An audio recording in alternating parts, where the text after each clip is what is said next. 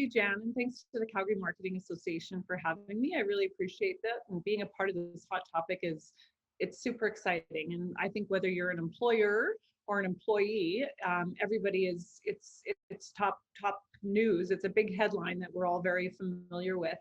And I think what's been really neat for me, as you mentioned, in terms of my background, is that what I loved about what I did previously for all those years was I was able to really understand my clients' industries and their company and immerse myself in that so that I could be able to take on some of their pain and their challenges and come up with creative solutions. So when this opportunity opened up for me at Talent Marketplace, I was like, oh yeah, this is super cool, because what company isn't experiencing this as a huge challenge right now? It's probably one of the biggest pain points for so many organizations, and not just for the employers that are doing the hiring, but the employees that are left to backfill some of those excuse me, positions that have been vacant in some cases now at more than double and triple the time that they would have been previously.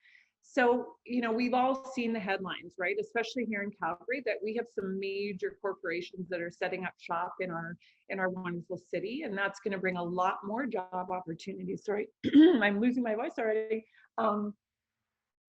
That's going to bring a lot of job opportunities to Calgarians, and obviously bring people into our city, which is going to be great all around.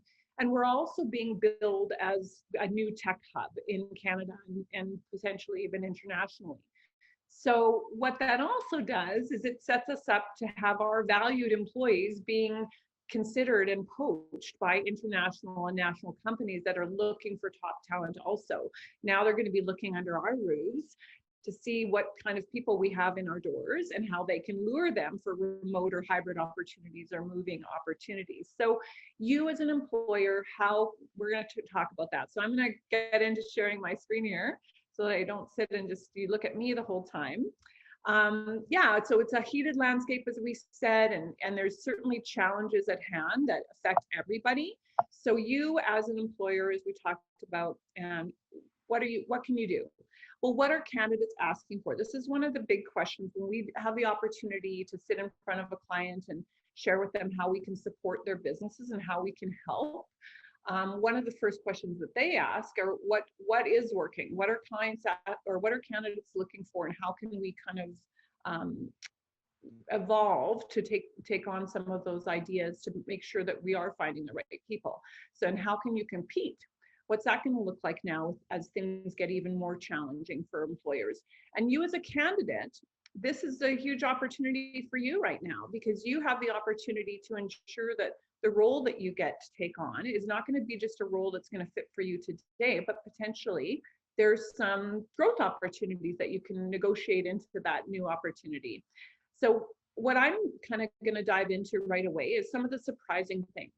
And I think, we all assume that there's these, major salaries that are being offered. There's incentives and bonuses and generous stock options, and you name it. Everybody is throwing as much as they can into that bucket of offering to get those right and ideal unicorn candidates. So what can you do? I think the thing that has surprised me the most is, instead of, trying to compete on salary, don't be afraid to really sell the work. Brag about the work that you're trying to attract somebody to. And I had an example yesterday. I talked to a candidate that we found, and I was, wanting to hear from him in terms of just understanding a little bit better about what he brought to the party. And I asked him right off the bat, so what's your salary expectation? And he was, well, salary is going to depend on what the work looks like. Like if I'm really interested in the work and I find it exciting or interesting, he said, then I can kind of decide what my salary is going to be. And that happens time over time over time. Candidates want to know, what is the work going to look and feel like? So be specific. Talk about the scope and the potential of the work, and that's going to entice the right candidate and the ideal candidate for you. I thought this was a really brilliant example because again, everybody's got job postings out there. So how do you find the right person and brag about the company and the work. This is a company out of Calgary called Adabotics, and this is their about you for their director of marketing. And I am going to read it to you just because I want to kind of accentuate some of the things that I find were super cool and brilliant in what they've done. So you want to work for a fast-paced company that thinks big and dreams huge. You're driven. You view work as more than just a job, and you're never satisfied with a project left half done. You have a strong sense of personal ownership and responsibility for completing or for the completion of objects on time. You want to figure out why things tick, which makes you tick, but very little ticks you off. You want to think outside of the box and continually challenge your own limits as well as those around you. You have a mad scientist mentality where you want to be part of the robots building robots revolution.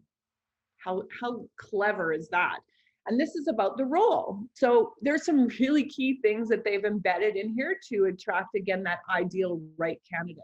The director of marketing will act as a key contributor to the global strategic and operational initiatives and will manage all global marketing functions. This role works closely with the various departments to ensure that the marketing strategy is aligned with company-wide goals. The role is responsible for building brand awareness, streamlining and enhancing the global website, developing product launch initiatives and campaigns, and creating opportunities through lead generation demand strategies. So what I found was so cool about what they've done here, they're talking about this company not being a local or regional or a national, it's a global opportunity for this marketing director.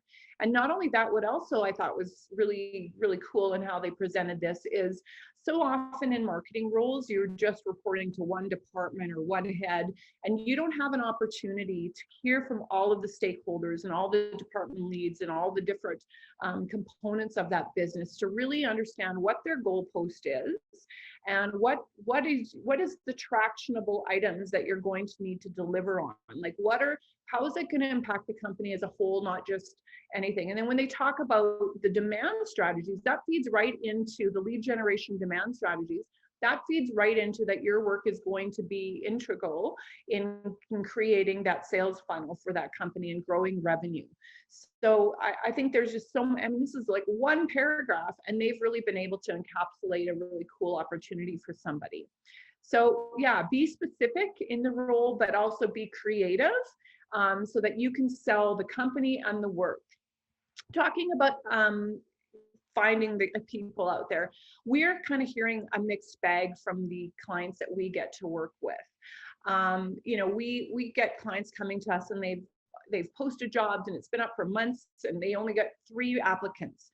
And so they're like, it's just not working and we're not finding the ideal candidate. So instead of just choosing somebody that checks some of the boxes, how do you find somebody that checks all of the boxes? And conversely to that, we have companies that they're posting jobs and they're getting 500 applicants. One of the secret sauce things that Talent Marketplace does is we have this proprietary automation. So we're able to build skilled pipelines, but then, automation and algorithms on their own, they aren't going to deliver you a rock star candidate because, as you know, if you can imagine hiring off of just a resume and not having the opportunity to really understand that candidate, your chances of success there are very low. So you have to embed in that human component, that touch point.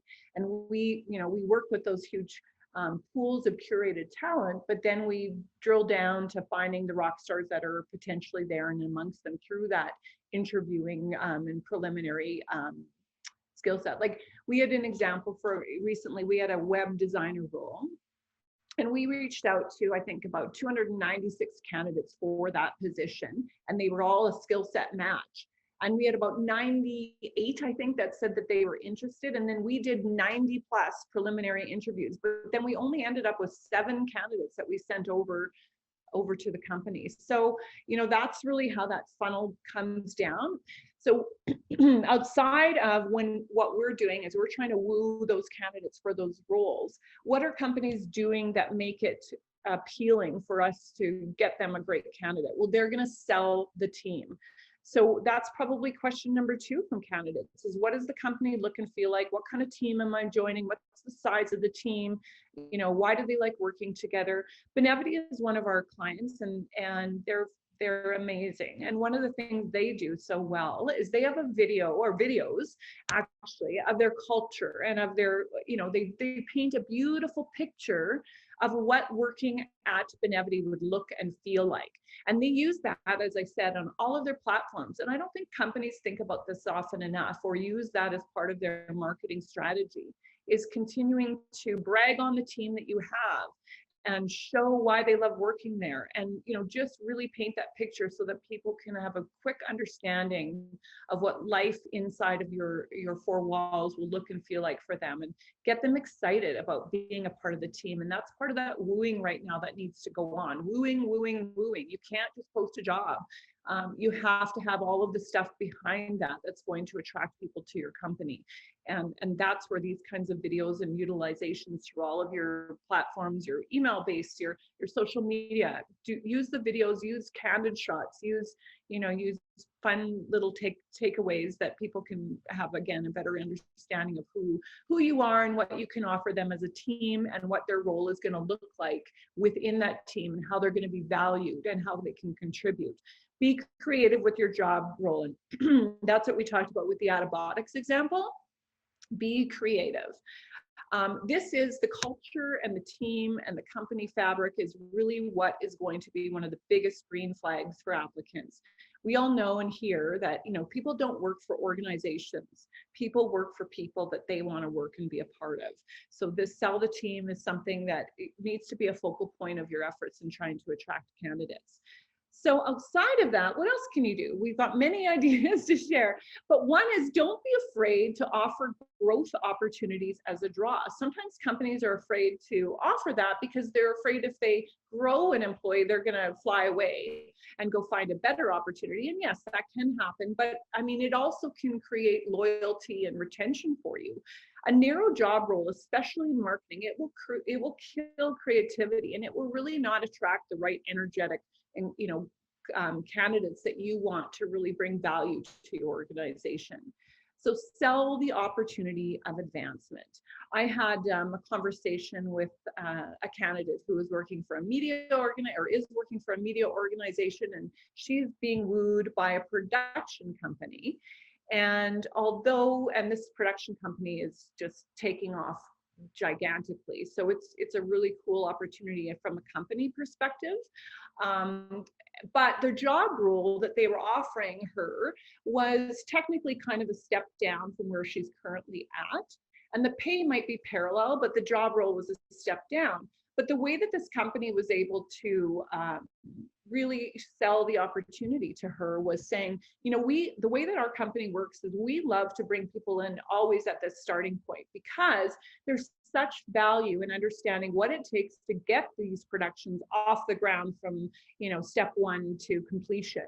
And so with, an 80% plus of our employees that are still here and are in higher level positions, they started there too, so that they have such a good ability to mentor and train you as you walk up into those next steps. And don't be afraid to ask what their career goals are, which sounds so funny, but we should be checking in with our current employees and checking in and asking them, what are you hoping to do a year from now, or 2 years from now, or 5 years from now? How can we help you get there? So ask what their career goals are, and ask that in an interview process so that you can have a better understanding of where that candidate wants to be. Maybe they want to keep doing the same thing they're doing, but if they have aspirations, for sure find out what those are so that you can offer them an opportunity. And within that comes to, I think, really, again, I've had so many situations of this, offer on-the-job training or mentoring. In terms of that, we've all seen, well, maybe we haven't all seen, but the movie The Intern with Anne Hathaway and Robert De Niro, where they take on a senior employee with a wealth of background experience that he brings to the company, but he joins them as an intern because he wants a new skill set and he wants to develop a new skill set. and what value he brings to the organization. And I think so many companies overlook senior employees, afraid that they're going to have to pay them ginormous salaries because of their seniority or length in whatever particular industry they've previously been in. But I'm a prime example of that too. When I had found this opportunity with Talent Marketplace and they reached out to me, I was excited about it, but probably their biggest hesitation was with me, thinking that, okay, you have all these years of experience, but we're a tech company at the core. Like, we have tons of tech platforms and integrations that you'll have to be working with on a day-to-day basis. And I don't think you bring much tech skill to the role. And they were right. I didn't bring much tech skill to the role, but amazingly, thanks to some really generous with their time and with their experience co-founders and some magical guru cards, I'm able to work in Salesforce and work in Guru and work in Django on the back end and use Slack and understand sprints and understand really how those platforms can be so integral in making a company successful on all levels. So prime example, surprised myself. I'm actually enjoying the tech side of everything, and who knew that was there.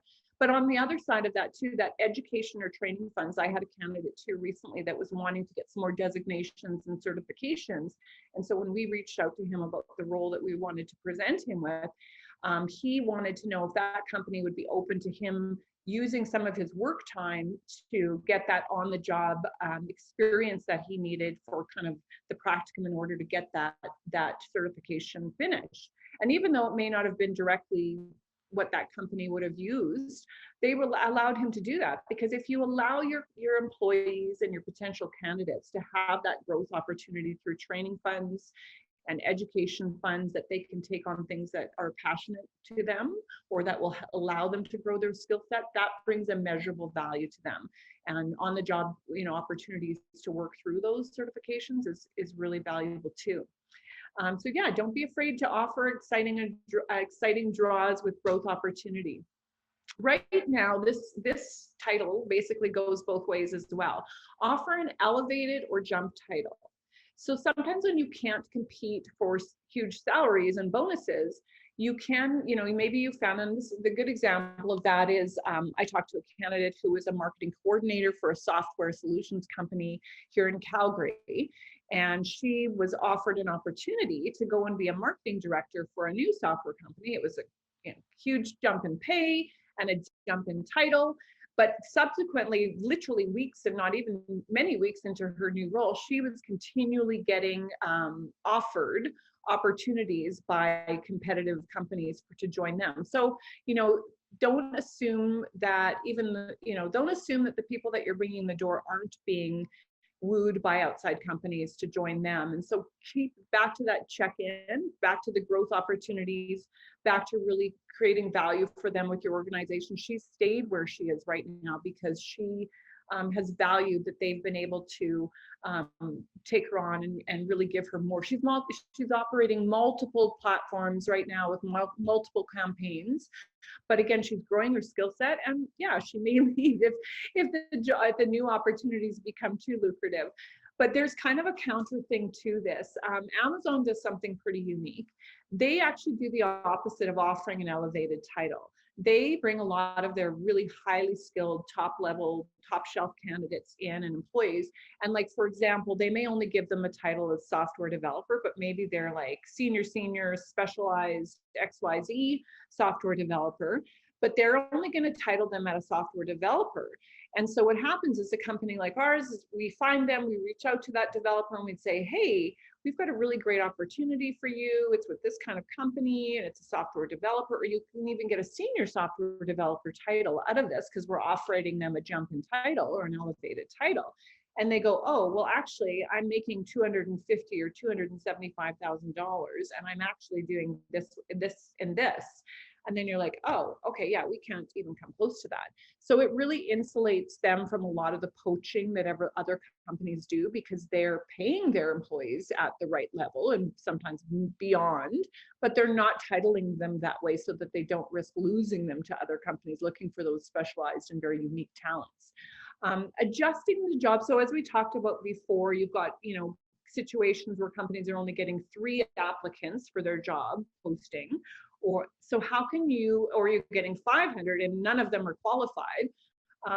So what do you do in that situation? Well, adjusting the title to attract a wider pool of talent is what you need to do. So take a look at some of the other postings that are out there and what their applicant numbers look like, and you can kind of right away discern, okay, yeah, we need to make an adjustment here, and you might have to play around with it a little bit. But this goes both ways again. So candidates, ask for a title that you feel mirrors your skill set. And a good example of that is adjust your resume to the job that you want. So make sure that even if you're a marketing coordinator presently, but you really want to sort of start pushing yourself to a different level or doing a different, wider, narrower skill set, then adjust your resume to mirror the job, or reach out to a company that you're interested in working for and say, hey, I see that you only have a junior intermediate position, but here's what I can bring to the table. Would you consider a role that looked like this? Because I can take on the aspects of what you're looking for, but then I can also do all these other things. Would you be willing to take on a title like this? And would that work for you? Like, ask in the right way. And if you're in a job interview and when you're knocking on the door, ask in the right way. Would you be interested in? Would this be exciting for you? Would this be valuable for you? All those kinds of phrasings will help you get a warmer reception, and hopefully a company that's willing to work with you on that. Amalgamating roles. So one of the biggest problems, obviously, whether you're a B2B company or you need a marketing director or someone to manage, or you need a website built or all of that. So you've got many different needs at hand, but you don't have the budget for all of those things to happen. So what do you do? Well, amalgamating a title. One of the things you can think about is combining a role to attract a rock star that maybe has a broader or wider skill set. So maybe they have a deep understanding of taking many different media components or marketing components from start to completion. They worked alongside people, so maybe they don't have hands-on experience in building a website or graphic design, but they have worked in that role, bringing together a lot of the experts, or working with a lot of those skilled practitioners in that way, and getting a project from start to finish. So now you're going to have give them a really lucrative salary, but they're going to be your quarterback for all of those particular projects. And the value of doing that is, right now, like never before, there's a ton of contractors out there. So you can even find, the hourly rate that you want, and you can bring on a graphic designer or an SEO specialist or a content creator or a videographer, or whatever it is that you need to get that project done. And most of them are super mindful of your goalposts. They know how, that their timeline to get that particular contracted project delivered is XYZ. So you're not taking on the overhead of hiring in all those specialized skills, but your marketing lead or your business development manager, or whatever you want to put it under, they're going to be able to quarterback those particular job sets and be able to find the right contractors that are going to be rock stars in and of themselves. But you don't have to take on all those salaries. You're just going to hire them for the work they do. So amalgamating the roles is critical. And yeah, as I said, adjust the title for what you want. So make sure, if you're not getting the right kinds of applicants, we go back to adjusting the title to get what you want. Here's some current marketing roles that are out there, and I think they kind of paint a picture of both broad and narrow things that you can think about. So one of the titles was influencer marketing strategist and proposal creator. So as a company, if that's what your need is, why not see if that person exists and put that title out there, as this company did. Super creative way. Or web plus media creative lead. So you want somebody that's going to be, really making sure that your website is hitting all the marks that you need it to best present your business, but you also want them to campaign manage and give direction and, monitor and facilitate that media creative that they're doing, as well as the media campaigns. And then we get into other ideas like marketing programs specialist. So, these can be tactical environments, these can be broad environments, but have that skill set outlined below it. And a marketing specialist takes us back to, again, more of a broader, overarching person that has experience, but maybe doesn't have a lot of hands-on with a lot of those elements that you need, but is able to be the captain of that ship. And marketing lead is a good example too. It's one of those more broad-based type titles that we can offer up. And then tech lead, this is something we see so often. So tech lead can mean many things. So it can be somebody that has, both has full stack experience. They've done web, they've done web and have taken it from front to back. They know full stack, they know front end, they know back end, they know mobile development, they know web development, they know how to not just create, but deploy an app.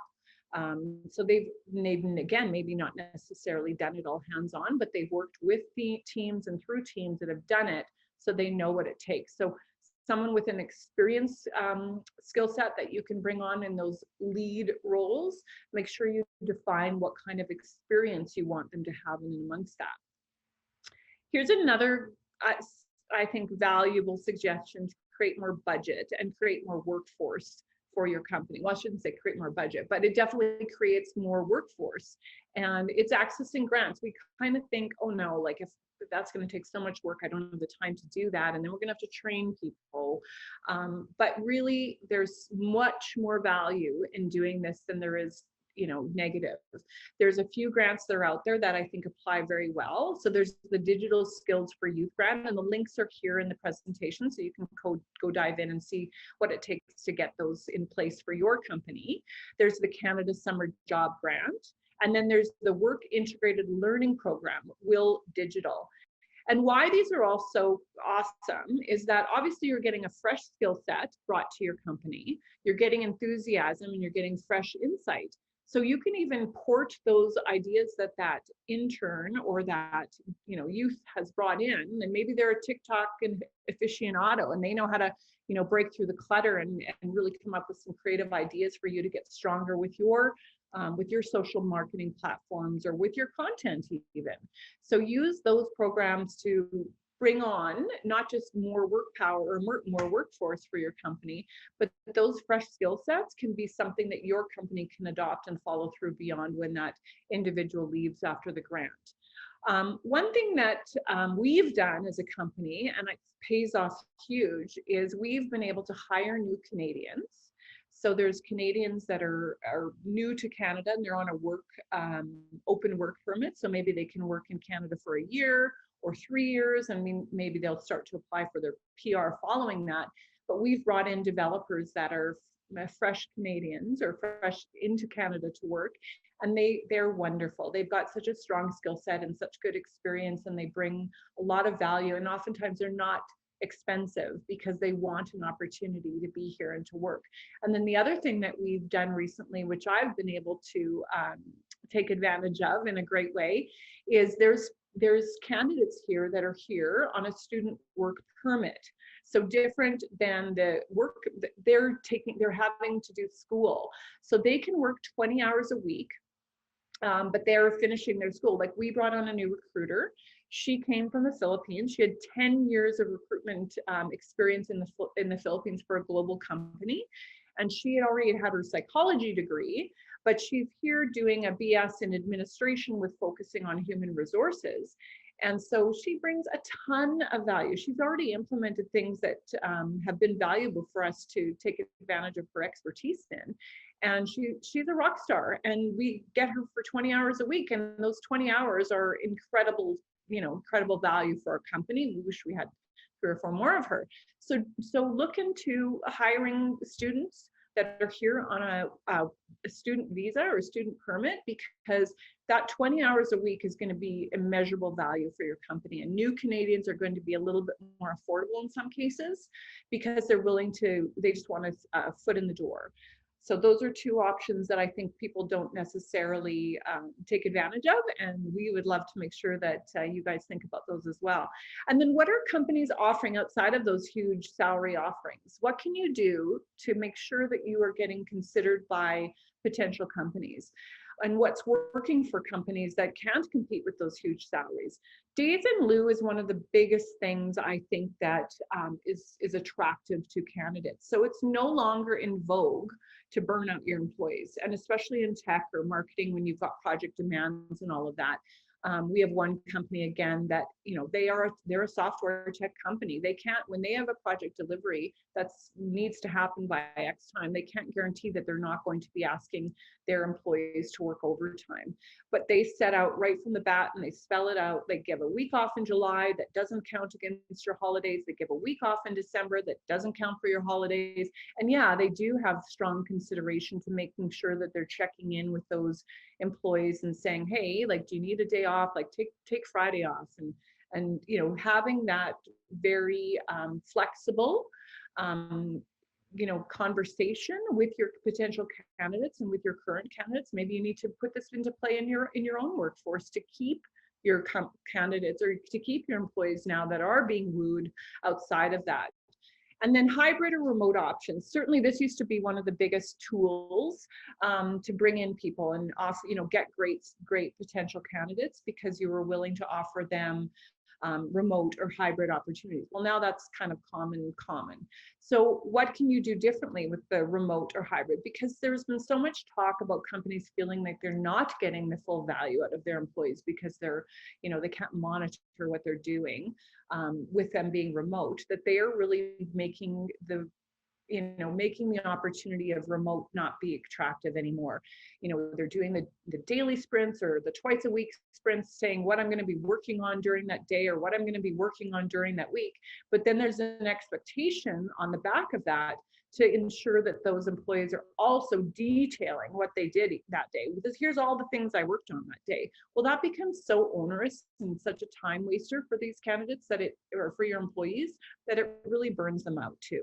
So with that, you know, if you've got strong goalposts and you know where what the project delivery timelines need to be, and you've got everybody assigned to what their role is to do that, and you know, you're creating that collaboration, but you're creating that direction, or you've got platforms like Salesforce or even your Google calendars, you can monitor what those employees are doing without having to put that back on their shoulders. So, you know, the proof is in the pudding always. If you've got the right people, then that should not be an issue for you. If you feel like you're not getting value out of them and you're not seeing those goals met, then you probably don't have the right employees. So, you know, be more flexible with that, what that hybrid and remote option works like. This to me, I thought was so brilliant. You know, yes, you can offer bonuses and just make sure that they're, you know, after 1 year you get a bonus and that helps with retention. But the merit pay bonus, I think, does so much more. So we have companies that are able to offer between 2 and 6% on top of your annual salary. They have that discretion based on what they feel you brought to the company in that year. So, you know, what kind of a contributor were you? What kind of a collaborator were you? What kind of energy did you bring to your role? And those things really get a lot more buy-in from your candidates and from your employees when you say, hey, you know, and that will keep them there, hopefully at least for that year and beyond. And maybe you top that up after each X amount of year. So those things are really valuable to add in as that merit pay bonus. Yes, it's more dollars out of your pocket, but I think the value, again, supersedes the pay. And then team incentives. So when we talk about those goalposts and those goals and creating a great team environment, check in with your team and saying, okay, we all need to meet this delivery deadline of this project or this initiative. So how are we all going to get there? What's going to get us excited, and what's going to make sure that we're all buying? What can we do as a team when we get to that benchmark? And what's it going to mean? Maybe we'll have a party, and where should we have the party? Or maybe we'll have a retreat, or okay, everybody's going to get a sweatshirt. Like, whatever it is that's going to really float their boat and make it exciting for them is what you need to have. And that's part of discussing with your team and taking the time to hear from them. What's important to you? How is this going to be exciting for you to dig in and get to work on this particular goal of the company? And how can you contribute? So those things are super huge, obviously, to consider. And then matching previous holiday time. I had a recent candidate that we found, and we were wooing him on behalf of the organization that we work with. and he was going to be getting more salary. He was going to be able to work remote because he was in Winnipeg and the company was in Toronto. But his biggest hesitation in not signing on right away was, well, I'm going to lose my holiday time. I'm up to 4 weeks this next year, and I'm going to lose my holiday time. So, we were able to go back to the employer and say, is this something you can do? Can you match his holiday time? And essentially, it doesn't really cost you more money, but it alleviates that blocker that was there by that potential person to come over, is because they didn't want to lose their holiday time. So you never know what it is. It's going to be the winning strategy, but matching previous holiday time is something, and that's really, again, understanding, what's it going to take for you to join our company, and how can we make this a good opportunity for you. So we, as I mentioned, at Talent Marketplace, we have this secret automation and proprietary platform that we use to create these huge funnels of candidates, but they're defined and skilled. And then outside of that, we're able to take away that pain from the company. So again, whether you have a large talent acquisition team that just is overburdened because there's so many roles to fill, we can come and help and partner alongside of those talent acquisition teams. Or if you're a company that doesn't have the budget to have a full-time HR person or a full-time talent acquisition team, you need the support. And so we can come in and support you, helping you design those job roles, and then help you obviously find the ideal candidates. When we do the heavy lifting, we take away that pain, and we take away the pain not just from the employers, but from those employees that are taking on that backfilling and feeling very stressed and panicked because they can't get their own job done because they're now taking on 2.5 roles within that company. So you guys are in marketing and advertising brains. So I want to share with you one of our employers, companies rather, that we work with, and why they use Talent Marketplace. And I think he probably says it so much better than I can say it. So it's 24 seconds of just hearing from Pete Smythe, who's actually it's a digital agency out of Vancouver called Iamoda, as to why they choose a company like Talent Marketplace to bring in and help with this pain point in their organization. So we'll hear from Pete for a second. Talent Marketplace is an extension of our team. It's really that extended recruitment team that totally gets where we're going, understands our BHAG, what we're setting out to achieve in the next 1, 2, 3 years. So really, when it comes to when I talk about, Talent Marketplace with my network, I talk about the trust, I talk about availability, and I talk about Talent Marketplace truly being an extension of our team. That is it. Talent Marketplace is an extension. So that's sort of, I know I kind of rushed through everything, so I'm really looking forward to hearing what questions you may have and how I can dive a little bit deeper. I saw there was a few that came up, but I didn't get to read them. So